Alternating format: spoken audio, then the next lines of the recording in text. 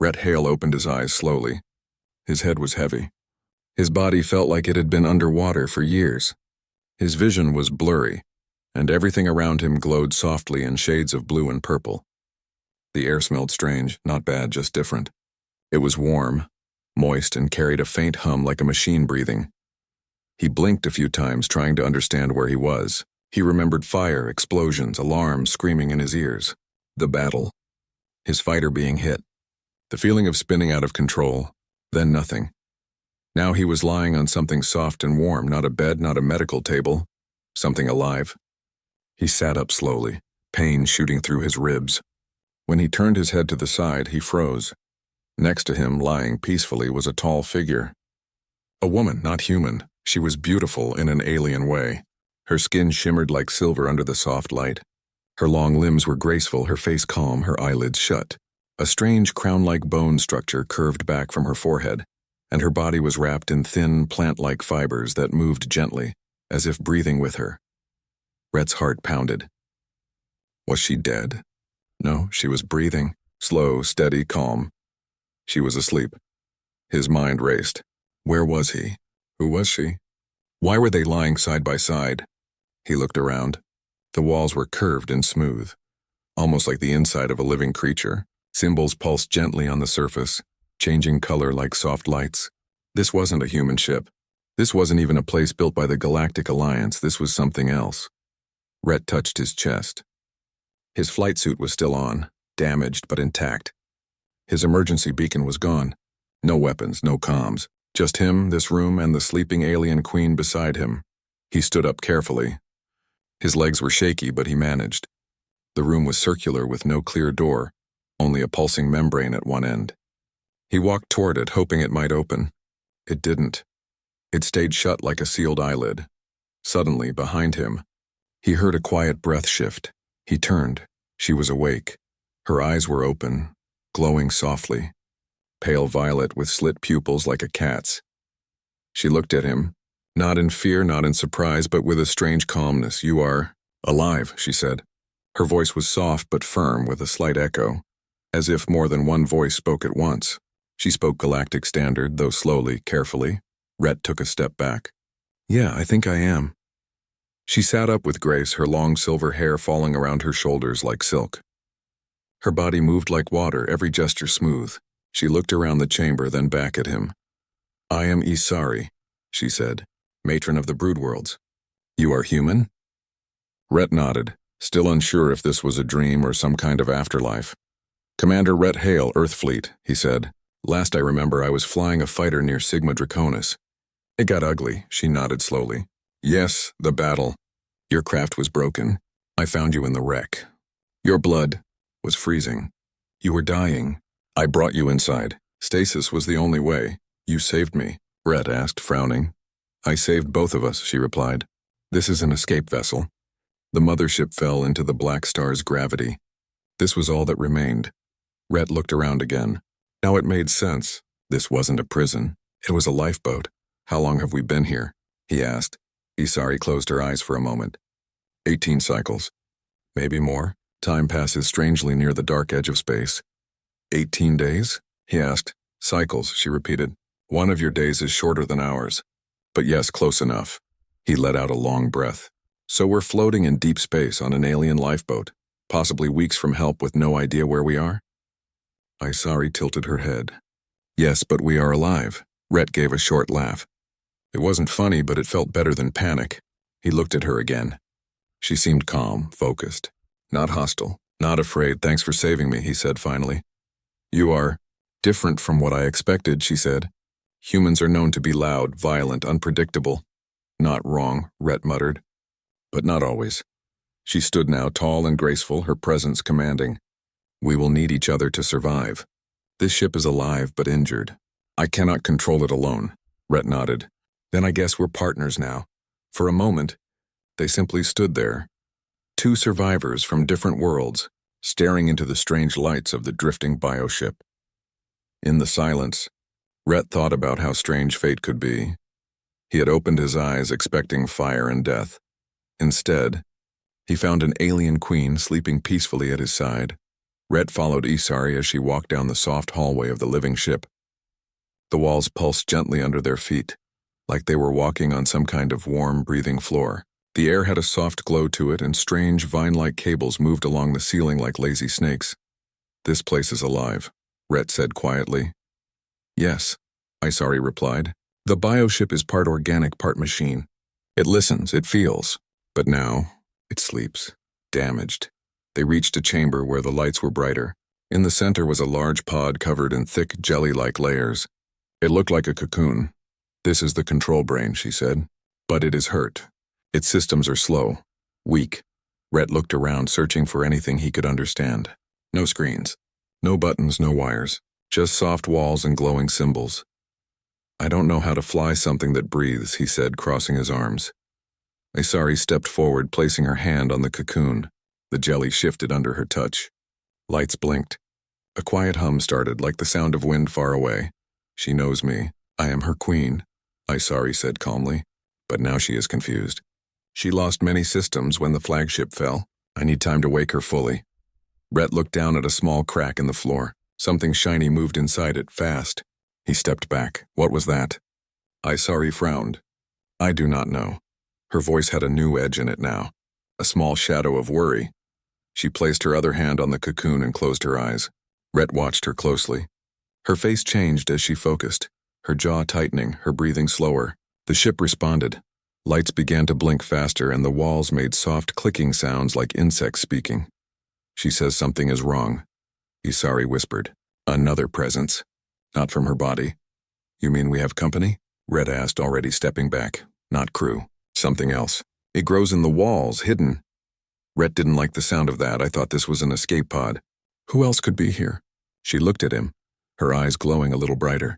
"There were weapons, experiments, aboard the flagship. Some escaped when we did, some may have followed." Rhett rubbed his forehead.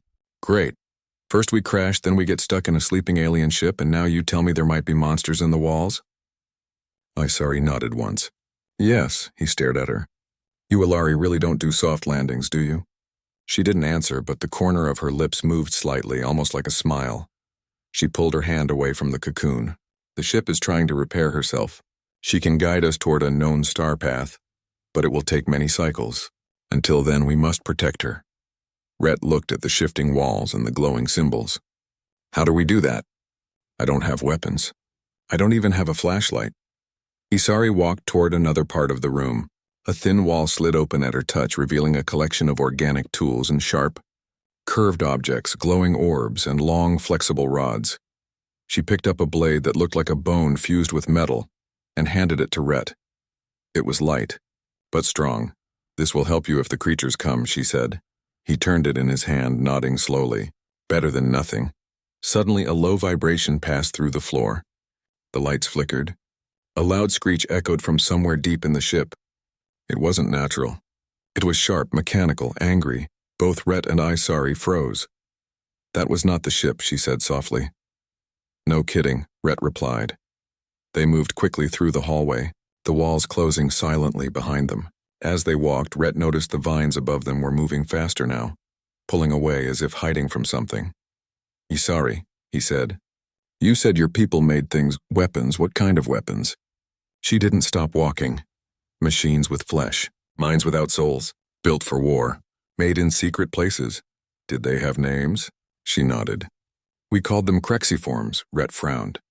"Sounds friendly." "They were not. They were hungry, wild. We shut them down, or tried to. Some escaped during the collapse." The hum of the ship was changing. It felt nervous now. The lights were flickering more often. Rhett tightened his grip on the alien blade. "So what's the plan?" he asked. "We find them before they find the core," she said. "If they infect the brain, we lose everything." Rhett gave her a look. "Just the two of us? Against whatever that was." Isari finally looked at him fully. Her glowing eyes held no fear. "You are human," she said. "You survived a fall from space. You are not weak." Rhett raised an eyebrow. "Was that a compliment?" "Do not let it go to your head." The ship shook again. Somewhere far away, metal scraped against flesh. Rhett took a deep breath. He looked at the silver-skinned queen beside him and the living hallway ahead. "Well," he muttered, "let's go monster hunting." and together, they disappeared into the breathing dark. The air inside the bioship had changed. It felt heavier now, like the ship was holding its breath. Rhett and Isari moved slowly through the dim hallway, the walls glowing just enough to see ahead. The sound of their footsteps was soft, but the silence around them made every step feel loud. Rhett held the alien blade tightly. His senses were sharp. He was trained for battle, but this was different. He didn't know this place. He didn't know what kind of creature they were facing. He only knew one thing: it wasn't friendly. Isari walked beside him, tall and calm, her eyes scanning the shadows. Her movements were quiet, graceful, but Rhett noticed the way her muscles stayed tense. She was ready to strike at any second. The hallway opened into a wider chamber. Strange plant-like structures hung from the ceiling, dripping glowing liquid into small pools. In the center of the room stood a column covered in moving symbols. Isari stopped and placed her hand on the column. The symbol shifted under her touch. "This is a sensing node," she said softly.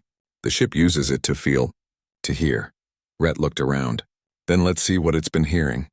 Isari closed her eyes and focused. The lights around the room flickered, and suddenly the air was filled with soft sounds, clicks, static, and low growls. It was like hearing the ship's memories. Then one sound stood out, a sharp hiss followed by a series of quick, wet slaps like something crawling fast. Isari opened her eyes. They are inside the ventilation routes, moving toward the energy core. Rhett didn't like the sound of that. "How many?" "I count at least 4. Maybe more," she said. He took a deep breath. "Then we go now." Isari led the way, moving faster this time. The ship seemed to react to her thoughts, opening paths and lighting the walls ahead. The breathing sounds of the ship were louder here, as if it was waking up again. They entered a tight passage filled with twisting cables and pulsing lights. Rhett ducked under a low beam and followed Isari into a small control room. From here they could see into the central chamber where the energy core glowed softly in the floor. But they were not alone. Across the chamber, something moved. Fast. It darted along the wall like a spider, metal legs clicking against the surface. Its body was a mix of flesh and wires, and its head looked like a cracked helmet, leaking green fluid. Rhett whispered, "What is that?" "A Crexiform scout," Isari replied. "They search, they mark. Then others come." The creature stopped suddenly. Its head turned, and for a moment it seemed to stare directly at them, though Rhett wasn't sure it had eyes. It let out a screech and crawled up into the ceiling. Rhett cursed under his breath. "That's not good." "No," Isari agreed. "Now it knows we are here." Without warning, the wall to their left cracked open. 2 more Crexiforms crawled out, their limbs sharp and fast. They rushed forward. Isari stepped in front of Rhett, raising her own blade. She moved like lightning, blocking the first creature with a clean slash. Sparks flew as metal met metal. Rhett jumped to the side and slashed at the second one. His strike wasn't perfect, but it cut deep into the thing's side. It screamed and fell, twitching on the floor. The first one kept fighting. It moved like it had no bones, twisting unnaturally, trying to bite, to stab. Isari spun around and drove her blade through its chest. The creature fell with a hiss, its body melting into thick black liquid. For a moment, everything was still. Rhett wiped sweat from his face. "That was 2. What about the others?" Before Isari could answer, the entire room shook. A loud roar echoed through the ship. Lights blinked. Somewhere far below, something massive moved. "That is not a scout," she said. "That is a brute. A war form. One of the big ones." Rhett looked around. "Can this ship even handle something like that?" Isari shook her head. "Not in her current state. Then what do we do?" Isari stepped over the fallen Crexiform and reached into a panel on the wall. She pulled out a small orb, glowing faintly. "This is a seed core, a backup brain node. If we place it inside the heart of the ship, we can awaken her defenses, but only for a short time." Rhett took the orb and stared at it. It was warm in his hands. "Where do we go?" "Down," Isari said. "To the ship's heart. But we must be fast. The brute will not wait." They looked at each other for a second. No words needed. Then, without another pause, they ran into the deeper shadows of the ship, chased by the sounds of a machine monster hunting in the dark. The deeper they went, the darker the bioship became. Rhett held the glowing orb tight in one hand, the alien blade in the other. The soft blue lights along the hallway faded the further they traveled. Isari moved ahead of him, her body almost blending into the shadows, her silver skin catching bits of the orb's glow. The path to the heart of the ship was narrow and twisted. Strange roots and fleshy cables covered the walls and ceiling. Some pulsed with life, others hung loose and broken, leaking glowing liquid that dripped onto the floor. Every few seconds, the ground trembled, a sign that the brute was somewhere below, tearing through the ship as it hunted. "How much further?" Rhett asked, breathing hard. "Close," Isari replied, "just beyond the core spine. The ship's heart is protected. Even I could not reach it alone." Rhett wiped sweat from his brow. "Let me guess, traps?" "Not traps, tests. The ship only opens to those it trusts." "Well, I'm human. She barely knows me." Isari stopped walking and looked back at him. "She knows you live. That is enough." Rhett didn't fully understand what that meant, but he kept moving. The hallway opened into a circular chamber. In the center was a tall pillar of bone and crystal, glowing with soft red light. The energy felt different here. Warmer, heavier, like a heartbeat vibrating through the air. "This is the core spine," Isari said. "The heart is beneath it." A low growl echoed from a nearby tunnel. It was closer now. Rhett turned quickly. "We don't have time for more speeches." Isari moved to the side of the pillar and pressed her palm against a small plate. A thin line of light ran up her arm. The ground beneath the pillar slowly opened, revealing a narrow path spiraling downward. She looked at Rhett.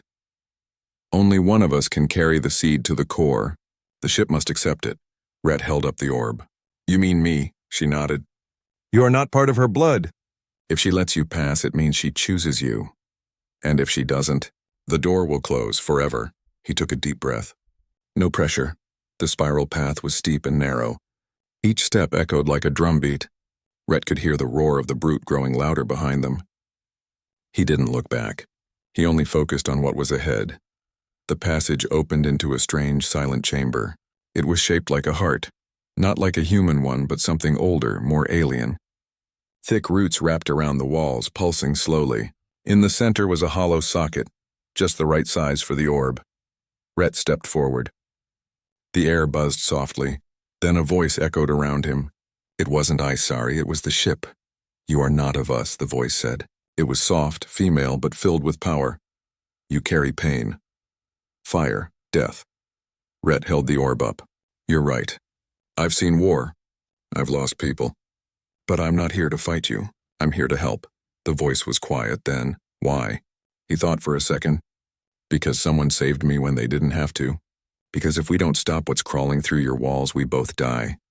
There was silence again. The walls pulsed slower, softer. Then the roots pulled back from the socket. Rhett stepped forward and placed the orb inside. The change was instant. The chamber lit up. The walls shook. A sound like a long breath echoed through the ship. The roots glowed brighter, and for the first time, Rhett felt something strange, something like hope. Isari's voice came through a new opening above. "She accepted you," she said, smiling faintly. "You are part of her now."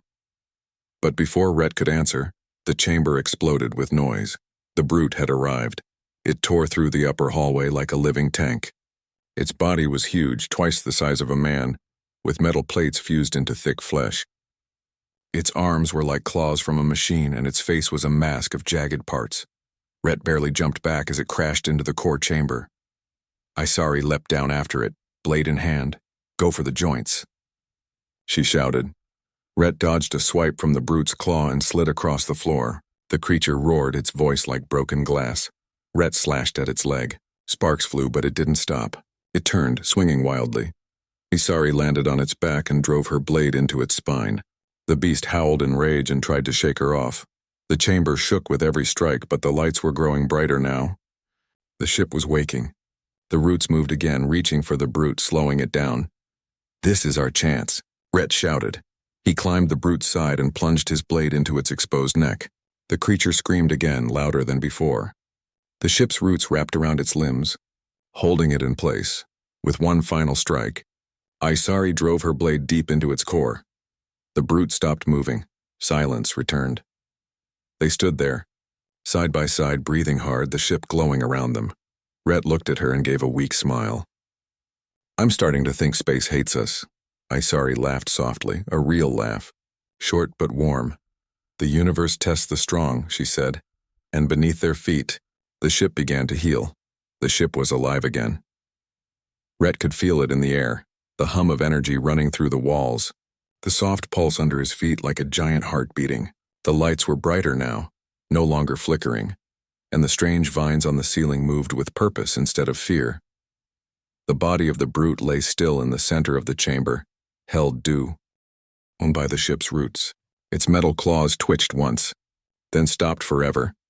Isari wiped her blade clean on the brute's thick skin and stepped beside Rhett. "You did well," she said.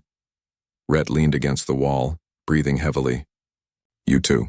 For a queen, you fight like a soldier." "I was both," she replied. "Before the fall, I led more than just councils. I led armies." Rhett looked around. "So, and is it over?" Isari shook her head. "No, the brute was only the strongest. But there are more. Hiding deeper, feeding on what they find." The ship made a deep sound, almost like a whisper. Symbols lit up across the wall near them. Isari moved closer and touched one. She stood there for a few seconds, listening.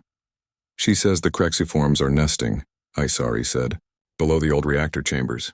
"Nesting?" Rhett's voice tightened. "You mean multiplying?" "Yes, soon there will be more, hundreds, maybe more." Rhett rubbed his face. "Why does this always happen to me? Every time I think we're done, something worse shows up." Isari turned to him. "This ship trusts you now. She sees what I saw." "And what's that?" Rhett asked. Isari's voice was calm. "You are not one of us, but you protect life, even when it is not your own." Rhett didn't say anything. He wasn't used to praise. Not after all the battles he'd fought. Not after all the people he'd lost. The wall near them slid open. A new hallway stretched out, leading downward. It was dark but steady, as if the ship was showing them the way. "She's opening a path to the reactor chamber," Isari said. "If we destroy the nest now, we stop the swarm before it spreads." Rhett nodded. "Let's finish this." The hallway was longer than the others. The deeper they went, the more metallic the ship became. The organic walls faded into hard plates and sharp angles. Rhett guessed this was part of the ship built for battle, not comfort. They passed through silent rooms filled with old weapons, machines with missing parts and cracked glass tanks. Some still held dark fluids. One of them had a broken shape inside, something with too many arms and not enough face. "What were you building here?" Rhett asked. Isari answered slowly. "Not all Ilari wanted peace. Some believed we should evolve into weapons, become like the Crexiforms, machines with blood." Rhett shook his head. "That's always how it starts. Someone wants power. They say it's for protection. Then it becomes something else." "We lost control before we even knew it," Isari said. They reached a heavy door sealed with glowing locks. Isari placed her hand on the surface and the lights turned green. The door hissed open. The chamber beyond was huge. At the center, an old reactor stood, tall and silent, covered in rust and vines. Around it, dozens of Crexiforms moved like insects, crawling in and out of open vents. Some were small, barely formed. Others looked almost finished, their claws shining in the low light. Rhett and Isari stepped back into the shadows. "There are too many," Rhett whispered. "We can't fight them all." "No," Isari said. "We must not fight them.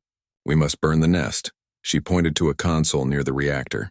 "That system controls the emergency purge. It will flood this chamber with fire and acid. It will destroy everything inside." Rhett frowned. "And us?" "We must be fast," Rhett sighed. "Of course." They crept around the edge of the chamber, staying low, avoiding the creatures. One of the larger Crexiforms stopped and sniffed the air, but didn't move toward them. They reached the console. Rhett looked at it. It wasn't built for human hands, but it didn't look impossible. He tapped the main switch. Lights blinked. A deep warning tone echoed through the room. The creatures stopped moving. "They heard it," Rhett said. "Hurry," Isari answered. Rhett activated the purge sequence. A timer appeared. 30 seconds. Behind them, the swarm turned. "Run!" Isari shouted. They sprinted back the way they came as alarms blared across the ship. The Crexiforms screeched and rushed after them, crawling on walls and ceilings. Rhett didn't look back. He only ran. They reached the purge door just as it started to close. Rhett dove through and grabbed Isari's hand, pulling her in. The door sealed behind them. A second later, the chamber exploded with fire. They watched through the sealed glass as the nest burned. The creatures screamed and melted. The flames lit up the ship like a second sun. When it was over, only ash remained. Rhett sat down on the floor, breathing hard. That, he said, was way too close. Isari sat beside him.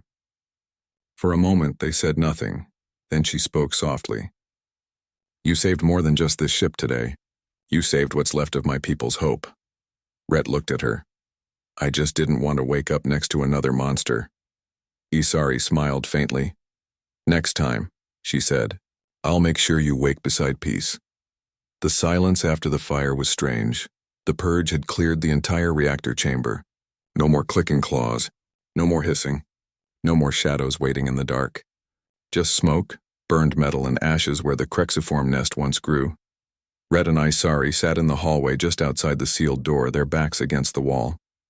Their chests rose and fell slowly. They didn't speak for a while.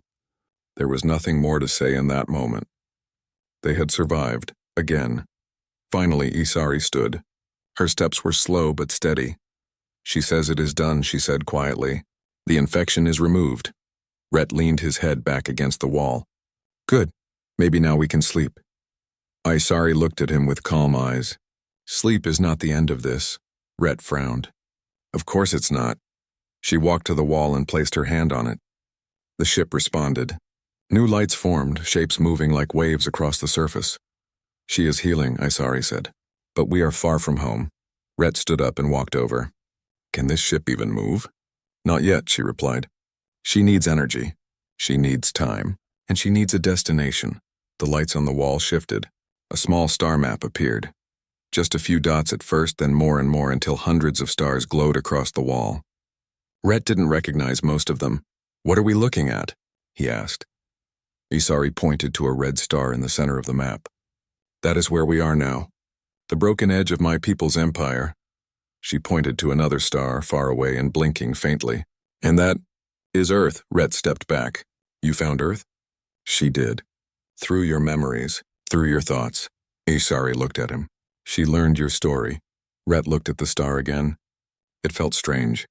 Earth was just a blue dot now, so far away, so distant, but also real. After everything, it was still there. What are you thinking? Isari asked. Rhett stayed quiet for a moment, then he said, I don't know. I thought I wanted to go back, but now, I'm not sure where I belong. Isari's voice was gentle. Maybe you belong where you are needed. Rhett smiled a little. That seems to be everywhere. They both looked at the star map. The ship pulsed again, stronger this time. The walls were cleaner now. The lights steadier. It was recovering step by step. Then a new light appeared on the map. A cold white one. It blinked fast. Isari's face changed.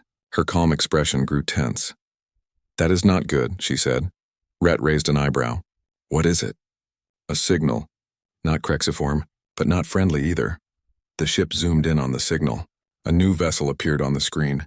Sharp, silver, and shaped like a blade. It was moving fast. Toward them. Rhett narrowed his eyes. Another enemy? Hunters, Isari said. Scavengers who search for dying ships. They steal, they kill, and they leave nothing behind.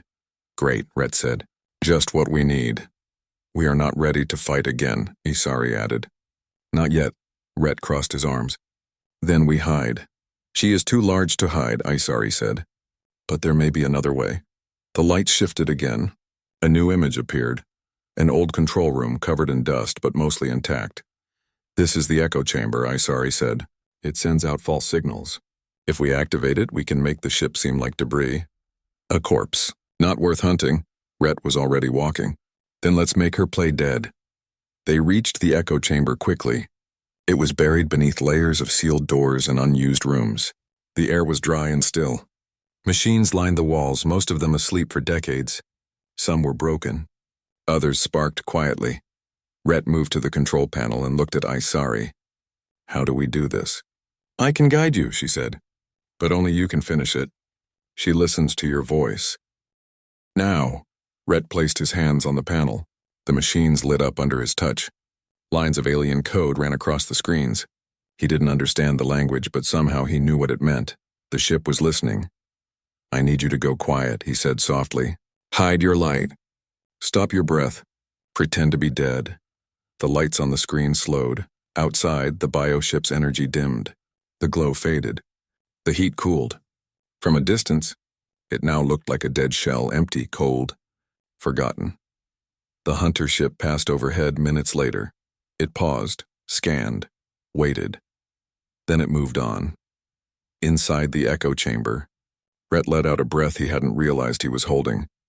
Isari touched the panel gently. You spoke to her like a mother to a child. I don't know what I'm doing, Rhett admitted. You know enough, she said. They left the chamber quietly. The ship was safe again for now. Later that night, Rhett sat in a quiet room with wide windows. Stars filled the sky. The galaxy stretched on forever. Isari entered without a sound and sat beside him. Do you still dream of Earth? She asked. Rhett thought about it. Sometimes, he said, but maybe I'm starting to dream of something else. They sat together in silence.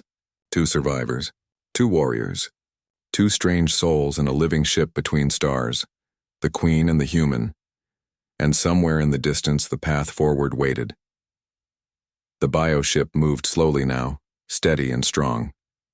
Its pulse was calm, like a giant heartbeat beneath their feet. The last of the Crexiform nests had been destroyed. The hunters had passed, and the echo chamber had fooled any curious eyes. For the first time in what felt like weeks, Rhett could finally relax, even a little. Isari stood by the central window, her long silver hair flowing in the soft glow of the ship. The stars stretched endlessly before them. The red dot of Earth blinked faintly in the distance, still far but visible. Rhett joined her. We made it this far, he said quietly. I didn't think we would. She didn't look at him. Her eyes stayed on the distant star. This is only the beginning. Earth is far and we must prepare. We cannot arrive unready. There will be questions, suspicion, fear. Rhett nodded. I'll answer for both of us. If anyone doubts you, they'll have to answer to me. She turned to him for the first time in minutes. There was a soft smile on her face. You are not like other humans I have known. You carry courage where others carry doubt. Rhett laughed lightly. That's one way to put it. She studied him, then finally said, You know, I did not expect to see a human rise as I have seen you rise. I thought your kind was fragile, chaotic, and easily broken, but you are neither. Rhett looked down, feeling both pride and humility. Guess we humans surprise even ourselves sometimes. They moved to the bridge together. The room was vast, curved, and alive. Lines of bioluminescent circuits ran across the walls, pulsing softly. The ship had fully awakened, responding to their presence like a partner rather than a machine. Rhett could feel it in the floor beneath him, the subtle vibrations, the gentle hum, the steady rhythm of life. Isari touched the main console. The course to Earth is ready, all systems operational, but we must decide how we arrive. Rhett leaned on the console, studying the star map. We can't just show up in full glory. The Alliance may see this ship and assume it's hostile. We need a signal, a message. Proof that we come in peace, she nodded. I can transmit our identity, but it may not be enough. I must accompany you personally. Humans will need to see me as an ally, not an enemy. Rhett smiled. Then we go together. Full trust, no secrets. For the next few cycles, they prepared the ship. Rhett learned more about its systems, guided by Isari. The bioship responded to their combined commands, as if it had learned that humans and Yllari could cooperate. It healed faster now, glowing brighter and moving more efficiently. It was no longer a fragile lifeboat. It had become a vessel of hope. When the time came, the bioship entered the outer edge of the Alliance's sector. Earth's communications picked up their signals immediately. Military vessels scrambled, sending messages and scanning the ship. Isari turned to Rhett. We must show them we are not a threat. Rhett nodded. I'll handle the human side. You handle yourself, she gave him a small smile. I am prepared. The first vessel approached, sleek and armed. Rhett sent out a clear signal, broadcasting both his name and rank along with Isari's identity as the Yllari sovereign. It was a gamble. He didn't know if the humans would trust a foreign queen, even one who had saved him and countless lives. The vessel stopped. Its sensors scanned the bioship. And then something unexpected happened. The bioship projected images of the burned Crexiform nests, the destroyed brood, and the fire that had purged the infection. It showed evidence of the threats that had forced the unlikely alliance between human and Yllari. The vessel's captain transmitted back. We acknowledge your claim. Proceed to Earth for debriefing. But any hostile action will be met with force, Rhett exhaled. That went better than expected. Isari placed her hand lightly on his shoulder. Your people are cautious. But they listen when proof is shown, and you make them see reason. Rhett smiled. Guess I make a good partner. The bioship moved closer to Earth, stars whizzing past them. The red and blue planet grew larger, beautiful and familiar. Rhett felt a pull in his chest, a mixture of relief, nostalgia, and the thrill of the unknown. Hisari stood beside him, her expression calm but bright with hope. I never thought I would see Earth from here, she said softly, and I never thought I would rely on a human to bring me here safely. Rhett chuckled. Humans have a way of surprising aliens. They entered Earth's orbit together. The Alliance welcomed them cautiously, but Rhett's reputation and the evidence of the bioship's trials made a difference. Hisari was escorted safely to a diplomatic chamber, treated with honor rather than fear. She spoke with Alliance leaders, sharing knowledge of the Crexiform threat, of Yllari technology, and of the dangers that lurked in the uncharted sectors. Rhett stayed close. Not as a guard, but as a partner, translator, and friend. He realized that humanity had proven its value, not through strength alone, but through courage, adaptability, and the ability to see life worth saving. One quiet evening, after the debriefs were over, Rhett returned to the chamber where Hisari was resting. The room was peaceful. The soft glow of alien lights reflected off her silver skin as she slept. She looked as calm as she had when he first opened his eyes aboard the drifting ship, peaceful and unbroken. He sat beside her, thinking about the journey they had endured. Every danger, every choice, every moment that had led to this. He smiled quietly. The war was over. The threats were gone, and yet the story of humans and Yllari had only begun. For now, he allowed himself to simply sit there, watching over the alien queen, grateful for the strange twist of fate that had brought them together. The universe was vast, dangerous, unknown. But with courage, trust, and a little human stubbornness, anything was possible. And as Rhett Hale watched her sleep peacefully, he knew that whatever came next, they would face it, together.